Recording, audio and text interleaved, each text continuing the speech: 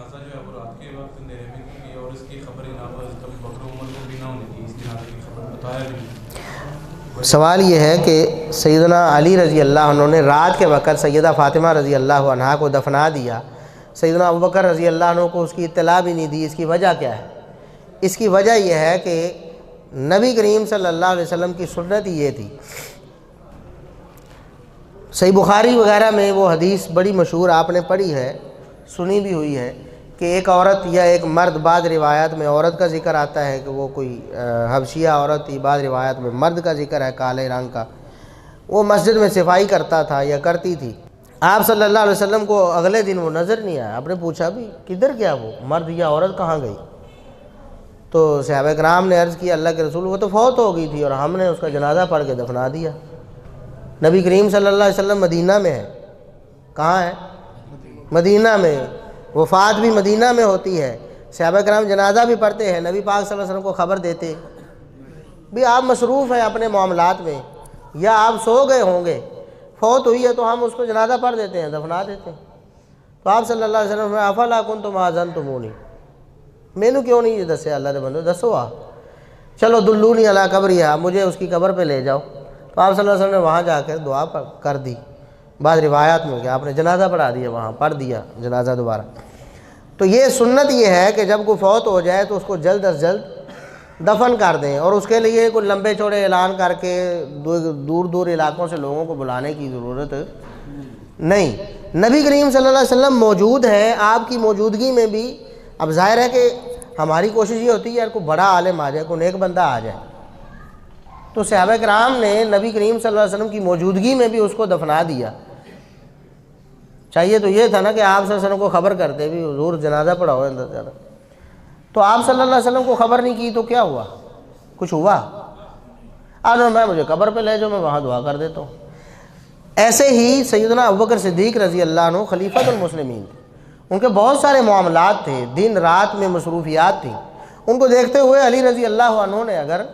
سیدہ فاطمہ رضی اللہ عنہا کو فوراً دفنا دیا ہے، سنت طریقہ بھی یہ ہے کہ جیسے ہی کوئی فوت ہو جلد از جلد اس کو دفن کر دو۔ نبی کریم صلی اللہ علیہ وسلم نے فرمایا جب کوئی میت فوت ہوتی ہے نا اس کو جلدی دفن کر دیا کرو، جب کندھوں پہ اٹھا کے لے کے جا رہے ہوتے ہو نا تو جو نیک ہوتی ہے نا، نیک میت، وہ کہہ رہی ہوتی ہے کہ جلدی لے جاؤ مجھے، جلدی لے جاؤ، اس کو پتہ ہے میرے لیے اللہ رب العزت نے انعام و اکرام بنایا ہے، تیار کیا۔ اور جو بری ہوتی ہے وہ کہہ رہی ہوتی ہے ہینا تذابون بیا، مینوں کتنے لے جاندے ہو، نہ لے کے جاؤ۔ تو مطلب یہ ہے کہ بری ہے تب بھی کندھوں سے اتارنا تو ہے، آپ نے جلدی اتارو، اچھی ہے تو اس کو خود جلدی ہے، لے کے جاؤ جلدی۔ تو سیدنا علی رضی اللہ عنہ نے اس پر عمل کیا، اور جس طرح صحابہ کرام نے خیال کیا نبی کریم صلی اللہ علیہ وسلم کی مصروفیات کا یا آپ کے آرام کا، تو اسی طرح علی رضی اللہ عنہ نے سیدنا ابوبکر صدیق رضی اللہ عنہ کی مصروفیات کو دیکھتے ہوئے، آپ کے شیڈول کو دیکھتے ہوئے آپ کو نہیں اطلاع کی، تو اس سے کیا فرق پڑتا ہے؟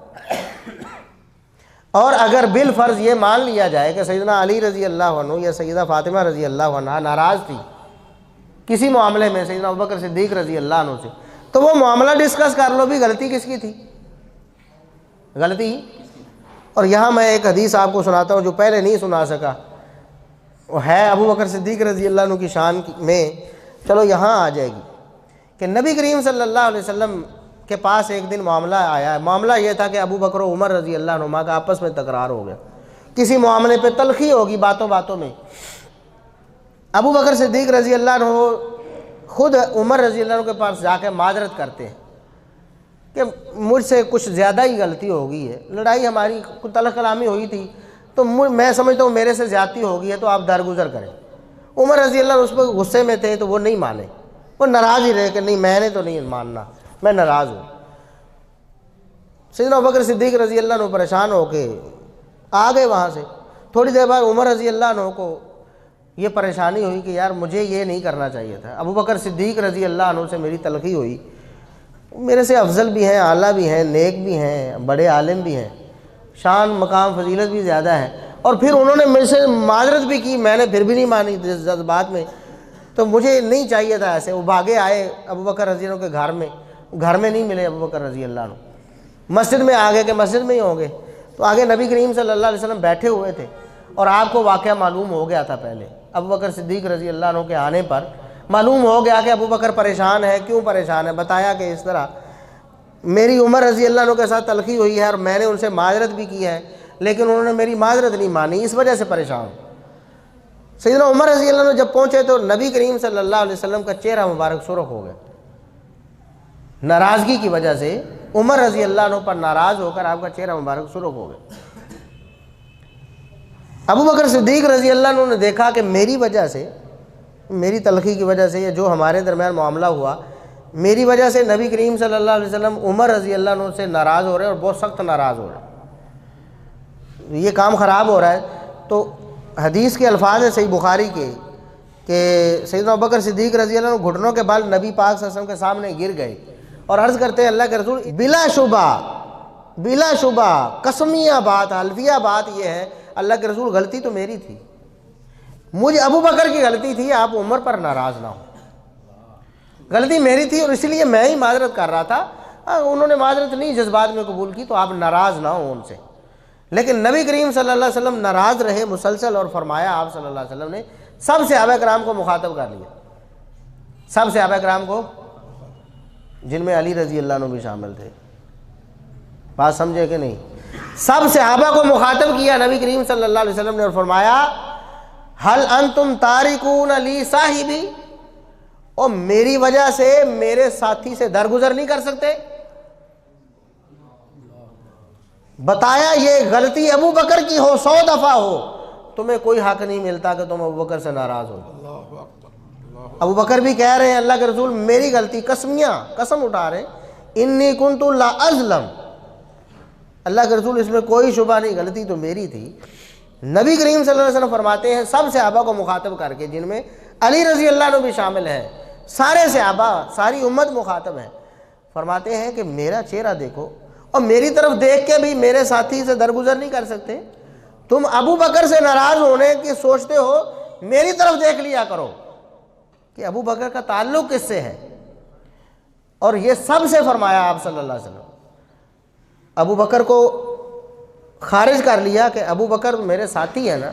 میرے ساتھی سے میری وجہ سے درگزر نہیں کر سکتے۔ یہ آپ صلی اللہ علیہ وسلم نے 3 دفعہ فرمایا، اور آپ نے فرمایا کہ ابو بکر یہ میری اس وقت تصدیق کر رہے تھے جب تم سب کہہ رہے تھے کہ میں جھوٹ بول رہا ہوں، مجھے جھٹلا رہے تھے لوگ، ابو بکر میری تصدیق کر رہے تھے، اور جب لوگ مجھے دکھ پہنچا رہے تھے ابو بکر میری غمخواری کر رہے تھے، تم میری وجہ سے ابو بکر سے درگزر نہیں کر سکتے۔ اس حدیث سے ثابت، یہ صحیح بخاری کی حدیث ہے، اس حدیث سے ثابت یہ ہوا کہ غلطی ابو بکر کی بھی ہو، کوئی دوسرا نبی کریم صلی اللہ علیہ وسلم کی تعلیم کے مطابق ابو بکر سے ناراض ہو سکتا نہیں، اور غلطی بھی ابو بکر کی نہ ہو تو پھر بھی جو ناراض ہوا ہے کسی وجہ سے ناراض ہوا ہوگا نا، وہ غلطی کس کی تھی؟ اگر علی رضی اللہ عنہ کی نہیں تھی، ابو بکر رضی اللہ عنہ کی تھی، تب بھی علی رضی اللہ عنہ کی یہ بات، یہ عمل درست نہیں تھا، اگر انہوں نے اس وجہ سے کیا۔ ہم تو کہتے ہیں نا کہ مصروفیات کو دیکھ کر کیا، ناراضگی نہیں تھی، مصروفیات دیکھی کہ خلیفہ وقت کی مصروفیات ہیں تو لہٰذا انہیں تنگ نہ کیا جائے، اور جنازہ فوراً پڑھنا ہے اور ابو بکر صدیق رضی اللہ عنہ ابھی قریب نہیں ہے تو جنازہ پڑھیں سنت کے مطابق۔ اگر کوئی کہتا ہے کہ ناراض ہو کر اطلاع نہیں دی تو ہم کہتے ہیں اگر غلطی ابو بکر رضی اللہ عنہ کی تھی تب بھی ناراض ہونا نہیں بنتا تھا، اور اگر غلطی ابو بکر رضی اللہ عنہ کی نہیں تھی، علی رضی اللہ عنہ کی تھی، تو تب بھی ابو بکر کا کیا قصور ہے رضی اللہ عنہ؟ بات سمجھ گئے کہ نہیں؟ ہم تو یہ کہتے ہیں، ہم تو ایسی بات کریں گے کہ سب صحابہ کا ادب و احترام رہے اور کسی کے بارے میں بھی ایسی بات نہ ہو۔ ابو بکر صدیق رضی اللہ عنہ خلیفۃ المسلمین تھے، اتنا بڑا علاقہ ہے جو اسلام نے فتح کر لیا ہے، اور پھر ایسے طرح طرح کے فتنے اٹھ رہے ہیں، مسلمہ کذاب کا فتنہ ہے، منکرین زکوٰۃ کا فتنہ ہے، یہ نبی کریم صلی اللہ علیہ وسلم کی وفات کے فوراً بعد اٹھنے والے فتنے ہیں نا۔ تو ابو بکر صدیق رضی اللہ عنہ ان معاملات میں بھی ظاہر ہے مصروف ہے، تو علی رضی اللہ عنہ نے دیکھا کہ ابھی فوت ہوئی ہیں تو نبی کریم صلی اللہ علیہ وسلم کی تعلیم کے مطابق فوراً دفن کرنا چاہیے تھا، اس وجہ سے نہیں اطلاع دی۔ ہم تو یہ کہتے ہیں